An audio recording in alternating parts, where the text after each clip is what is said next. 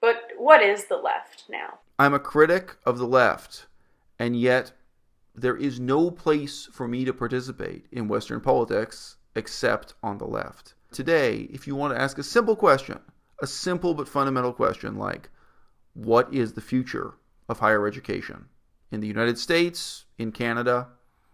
Who cares about having lower tuition? Who cares about helping the poor access higher education? The people who are asking those questions and trying to come up with new answers are entirely on the left, and indeed, many of them are socialist. There's nothing socialist about the question. There's nothing socialist about the answer.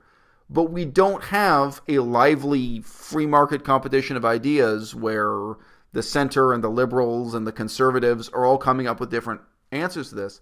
Such a fundamental and obvious question is considered a left-wing fringe ideal. It shouldn't have anything to do with socialism.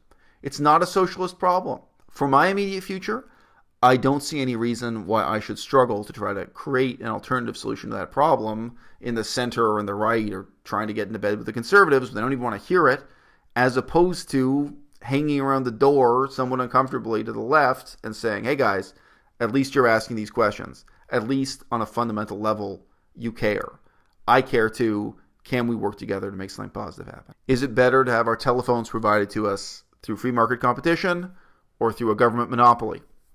Is it better to have our train service operated by 10 companies competing in free market competition or a government monopoly? Those are very real questions. But this brings us back, first things last, to the question of what is socialism? The meaning of socialism, which I've found trampled on and misrepresented in so many of these videos, and I made a survey to different people attempting to define the term.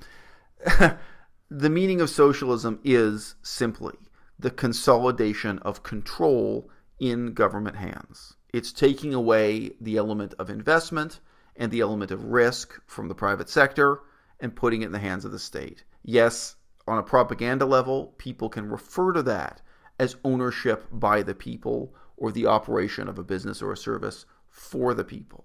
But the reality is you're talking about ownership by the state and ultimately for the state. If that is a perfectly transparent and perfectly democratic state, then yes, it will serve democratic interests. And if it is anything less than that, it will serve the government's interests. Hey guys, this video is going up on my new YouTube channel, and it's going to be promoted under hashtag politics in pajamas. Nobody else was using the hashtag politics in pajamas. Can't tell you why. And it looks like marking this transition to a new era in my YouTube broadcasting experience. I said experience, not career. I'm going to have to get a new microphone because take one of this video was ruined by the microphone dying on us about halfway through. Look guys, this is a sincerely made video, and I'm going to disclose my bias here at the beginning, the middle, and the end. I am not a socialist. I do not describe myself as a socialist. But it seems to me a great shame that the meaning of the word is misrepresented by its supporters, its detractors, its critics, and it's so widely misunderstood now that it seems to be impossible for anyone to take a reasonable position on the matter. I've mentioned Cicero in the title of this video because I've recently been reading the political philosophy of Cicero. He's a famous author from ancient Rome, and he's like one of the last major authors from that era that I'm reading. I'm very well read in the ancient Greeks, in English translation. Needless to say, I don't read Greek or Latin myself. But for many years, it was on my mind that one of the gaps in my own education I had to fill in was reading Cicero. And one of the single most influential ideas that Cicero set down for the next 1,000 years was the idea that the best form of government was not any one ideal, but a hybrid of several competing ideals. And the competing ideals he dealt with in his own time were democracy, monarchy, and aristocracy. Now, when I read about this as a young man, I completely rejected this approach. I felt about this the same way that some anarcho-capitalists feel about socialism, and the way that I think most socialists feel about capitalism. I responded to this approach of Cicero's by saying, in effect, if you think slavery is bad, You don't seek to have a political establishment that incorporates slavery, no matter how harmoniously. You don't try to have a society that retains the best aspects of slavery or a moderate amount of slavery. You want to get rid of slavery entirely if you believe slavery is evil. If you've come to the conclusion that aristocracy is fundamentally an immoral and evil and counterproductive form of government, you don't want to have a society that incorporates a balanced quantity, a reasonable, measure of aristocracy. You want to get rid of aristocracy entirely. This is a debate that still goes on in countries including United Kingdom, England, even Australia. What is the role of aristocracy and what is the role of monarchy in these countries today? Is it something they should rid themselves of entirely? Why are they keeping around some vestiges of it? But anyway, obviously, thousands of years ago, even just 1,000 years ago, this was a much more hotly debated topic. It's very easy for capitalists, pro-capitalists, to come to this conclusion, which is rarely sincere, that socialism is inherently evil, and then they argue it shouldn't be a part of our society at all. Well, what does socialism really mean? A guy named Milton Friedman would provoke both his allies and his enemies by pointing out that within the United States of America, the army, the United States military, was a socialist economy within a capitalist economy. It operated on socialist principles, evaluated as an economy within a capitalist economy. So if you think you can do without socialism entirely, as a pro-capitalist, do you think you can do without the army? There are numerous other examples. I don't know of a single country anywhere in the world that truly has privatized sewage treatment. Do you really think you can do without sewage treatment? To what extent it's possible to have a purely private sector electrical grid, provision of healthcare services, so on and so forth. When you look sector by sector throughout the economy, most of the Western European countries today are a hybrid of socialist and capitalist elements, and they've generally come to a kind of piecemeal solution as to which elements of the economy can be privatized if they were socialist in the past, which elements of the economy must be run by some kind of government bureaucracy because they just don't work when they're left up for the free market to decide. So I point this out all the time in conversations. When I grew up in Canada, we were going through a period of transition. The telephone infrastructure very much began as a government monopoly on socialist principles, you might say. And believe me, I'll come back to how do we properly define socialism. We shouldn't leave this too vague for too long. And then there was the question of, well, can we transition from having just one taxpayer-funded provider of telephone services to having multiple companies competing? Having multiple people come to your door with a leaflet and say, hey, we hope you'll sign up with our telephone company instead of this other telephone company competing to provide you with better prices. Now, the underlying reality was, at that time in Canada, all of the infrastructure was built by the taxpayer anyway. They were using the taxpayer-created, monopoly-created, the actual telephone poles and wires and what have you, and creating a bit of an illusion of free market competition on top of it. Does anyone really believe that the free market can work in providing and operating prisons? Does anyone believe that the free market can come to your door with a pamphlet and say, hey, we hope you'll sign up for our sewage system? Don't sign up for our competition. Don't sign up with that company. Don't sign up for the Coca-Cola sewage system. Sign up for the Pepsi sewage system. And we'll just hitch up your toilet to a different set of pipes to whisk away your poo to be treated at our sewage treatment center before it goes into the river. There are some sectors of the economy that, are incorrigibly socialist in character. And this is why we can't have this attitude. We can't have the attitude. I did research before doing this video. Believe me, I already know the meaning of socialism. That's not what I was researching. I did research into how the meaning of socialism is being misrepresented today by both its proponents and its detractors. And it's disturbing for me to see the extent to which today there are millions of people who feel that the meaning of the word socialism is something so sacrosanct that it can't be questioned, that anyone who considers themselves a good person must use this word positively and unthinkingly and unquestioningly without inquiring into it. And on the other hand, there are millions of people who think that this is an inherent and self-evident evil. and cannot be questioned. And they also don't seem to really understand what socialism is, or the fact that each and every actually existing capitalist economy in the world is in fact a balance of socialist and capitalist elements.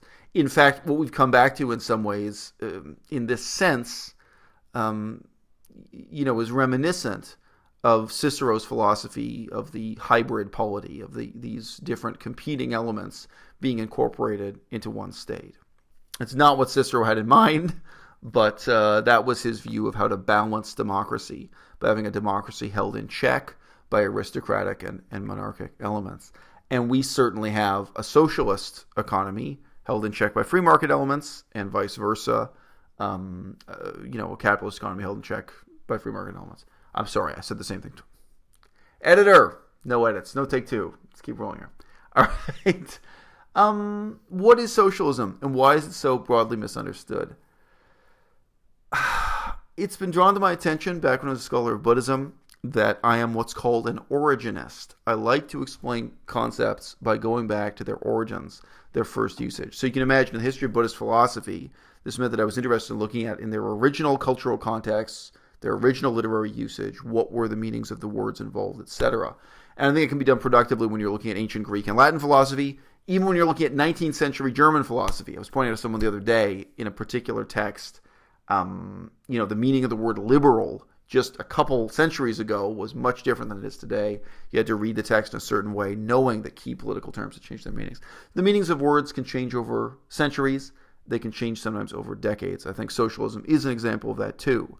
I think when Bernie Sanders uses the word socialism, or when people say that Bernie Sanders is a socialist, we really have to question what the meaning of the word socialism is now, and in that context, and in what sense Bernie Sanders is a socialist. In what sense was Bill Clinton a socialist? In what sense was Tony Blair a socialist? In many ways, the current generation, with Bernie Sanders really taking over the leadership of the left, is, from my perspective, much, much more hopeful than those prior decades. But the origins of socialism, and to really understand why the word has its moral significance, both for socialists who love it and for, anarcho-capitalists who hate it, you have to dial your mind back to approximately the year 1850. In the year 1850, the Western world was in a period of dramatic transformation. It was going from being an agrarian, agricultural-based society to being an urban, industrialized society at a remarkable rate. From country to country, whether you're looking at England, United States, Canada, these countries went from being 80% rural, 80%, 90% people being employed in agriculture to being predominantly people employed in cities, not entirely in industrial manufacture, but with factories being one of these, rising, very visible signs of the Industrial Revolution, modernization, new technology, etc. New forms of production, new forms of consumption, new forms of employment, and traditional society, in many ways, disappearing and being relegated to a very marginal status.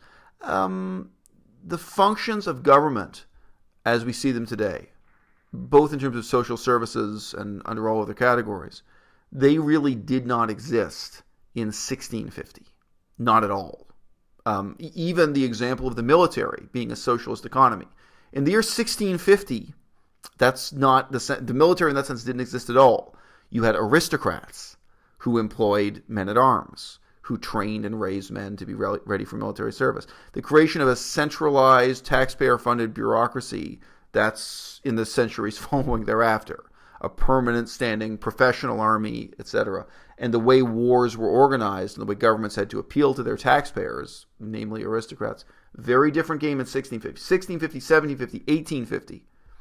Around the year 1850, this is really a transformation of society in some ways which are obvious, like people leaving the countryside and moving to the cities, people no longer being employed in agriculture, being employed in industry, obviously the emergence of new technologies, et cetera, et cetera. But in a more subtle and pervasive way, the expectations of the government, expectations of whether it be democracy or otherwise, the expectations of what services should be provided ultimately by taxpayer-funded bureaucrats this was changing profoundly with no manifesto to declare it, with no clear single movement clamoring for it. In the aftermath of World War I, for example, you had starvation, rubble, and devastation, but you didn't have highly professional international charity organizations such as United Nations organizations or such as donation-driven civil society organizations, but that imitate those UN organizations or government organizations. You didn't have, in effect, the government monopolization of charity, which goes on under socialism and to a varying extent in modern Western liberal democracies. You didn't have bureaucrats coming out to feed and clothe the poor. As late as World War I, to a remarkable extent in the World War I period, still the work of charity was in the hands of the church. But if you think about that period of time, from 1850 to 1918, that was exactly the period in which the potential for the government to take on those responsibilities of caring for the poor, the unemployed, for the government to expand and take over responsibilities that previously had fallen at the feet of aristocrats and the church. This profoundly influenced the way that members of democratic societies perceive their governments and in which they perceive themselves. The government, of course, always had advantages. The government has the ability to go into debt to an astounding extent, not an unlimited extent. They can raise millions of dollars going into debt. They can spend taxpayers' money. They can provide a certain kind of detached, egalitarian service that the church inexorably and inevitably doesn't provide. So in the aftermath of World War I, the charities that existed at that time, do you think that they served Jews, Christians, and Muslims equally? They did not. It's a very real historical fact.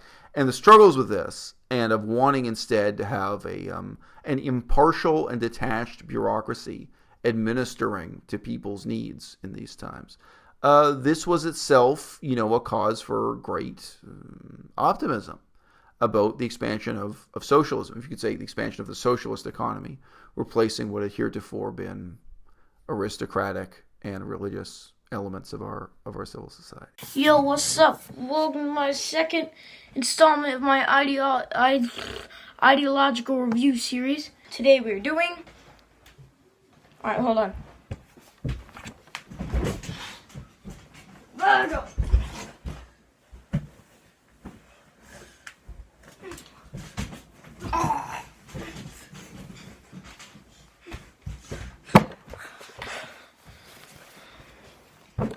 Alright, come on. You got communism. Although the meanings of words have changed in ways both subtle and coarse, one thing that's remarkably consistent from 1850 to 1918 and from 1918 to 2018 today, one thing that's remarkably consistent is that advocates of socialism will always describe the function of socialism as taking over private ownership for the people. They will describe businesses and social services as being owned by the people, administered by the people. But the sad fact is, what they mean is these institutions are administered by the state. They're administered by the government.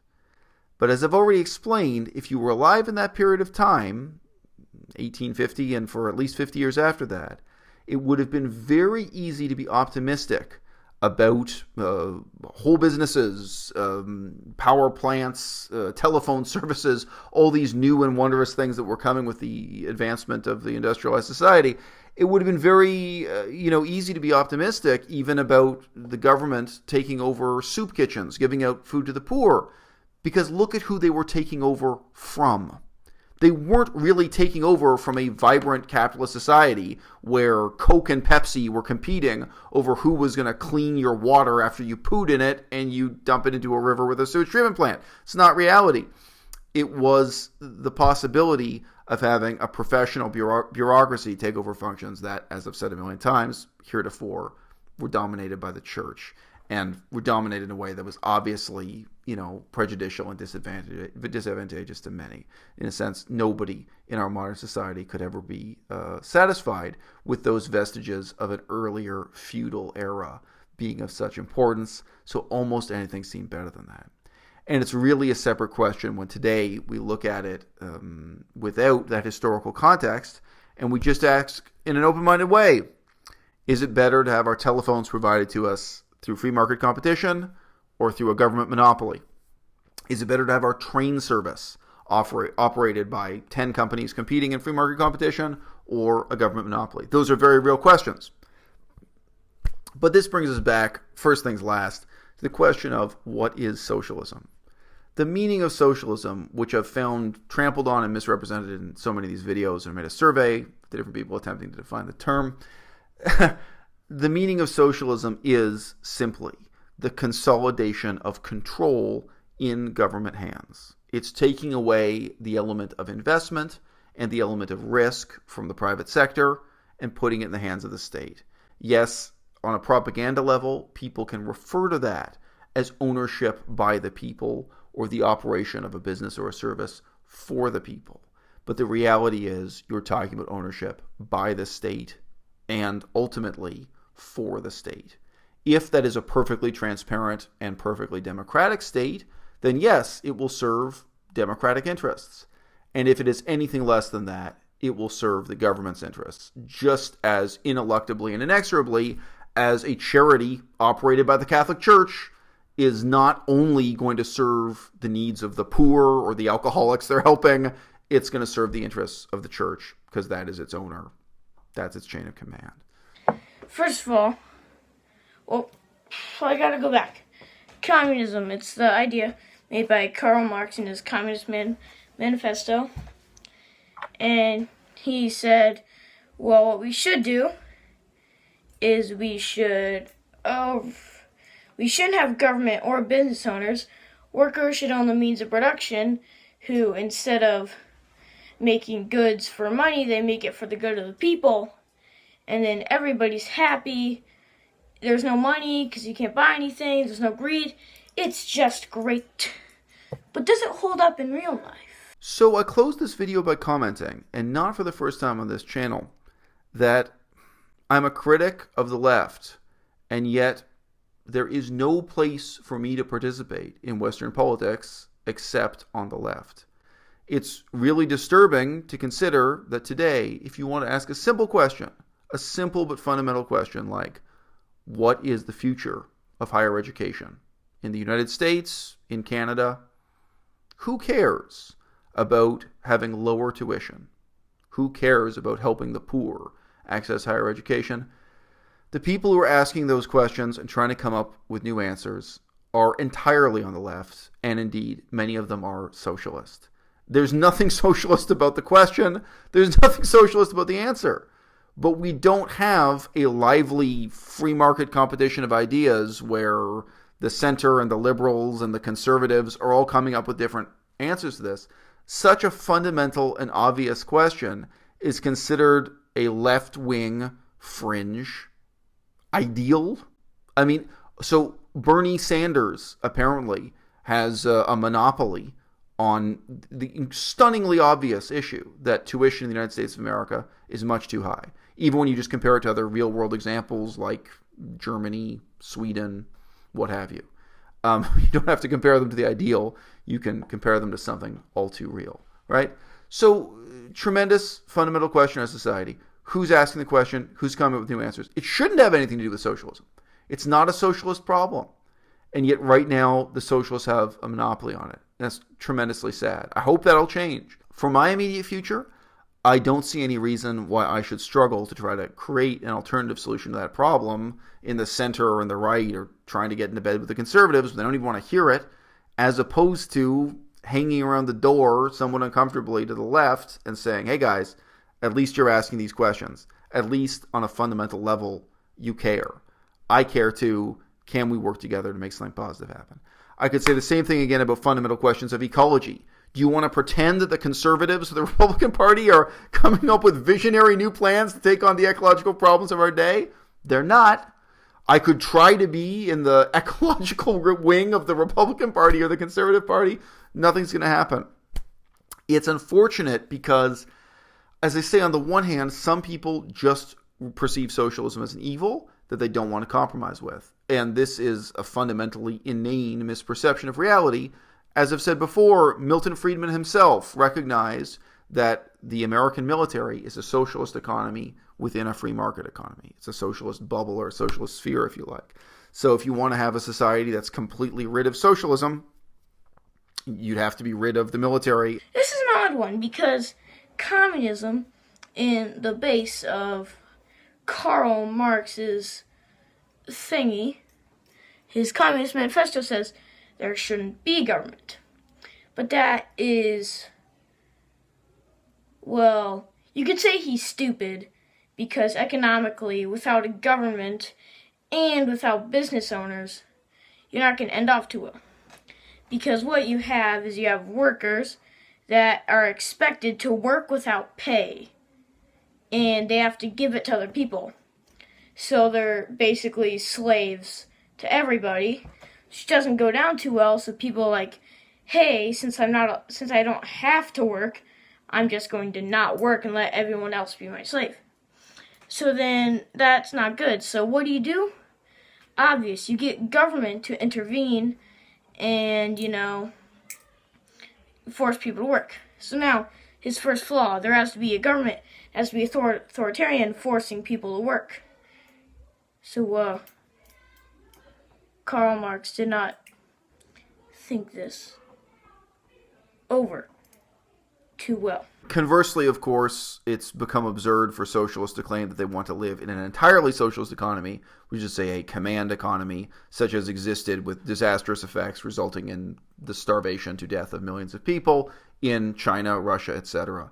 The real-world examples we have to draw from, learn from, and build on are all, at this point, hybrid economies. They are in part capitalist, in part socialist, and they've come about through a sort of series of ad hoc decisions as to what the market can and cannot solve for us and what questions have to ultimately be answered through government intervention or through setting up socialist economies within a capitalist context.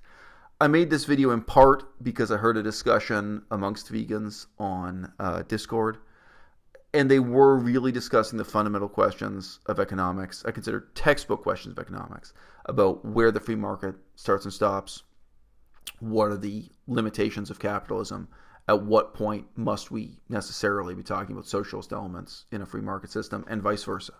At what point must we be talking about free market elements in a socialist system? Those questions we will have with us always. Every generation is going to have to answer them, and I think everyone who's serious about politics and economics is going to have to ask and answer them. But what we have to step away from is ultimately a moralizing discourse that regards capitalism and socialism in terms of good and evil, that really obfuscates the real-world questions we now have to ask and answer. As I say, what's the future of the university system and higher education? What's the future of the prison system? What's the future of ecology? What's the future of sewage treatment? What's the future of prison reform and prison conditions? On and on it goes. The socialists, for better or for worse, have a voice, have a stake in all of those issues, even though they're not, in this strict sense, questions of, by, or for socialism. And to move forward, we're going to need to have really a competitive marketplace of ideas where somebody other than the socialists has to step forward and start providing, thought-provoking answers to the important political questions of our time. Stalin, he killed 20 million people. You have Chairman Mao, or whatever his name is, Mao Zedong. Well, first of all, in a communist state, people don't like the government because they're forcing them to work for no pay as slaves. And if I was a slave, I would not want the government forcing me to be a slave. So I'd like to overthrow something. So then they have to cut down on liberty so people don't have the freedom to overthrow them. You're being forced to work for no pay, and you're just waiting in bread lines, starving to death. not too good. So it's just a terrible system overall. So I would rank it on my scale of 1 to 5. I would give it 1 gulag camp out of 5. That's just my opinion though. Like it if you agree with me, dislike it if you don't agree with me. Subscribe if you like what I do. Comment if you own the means of production. See you at a later point in time. Goodbye.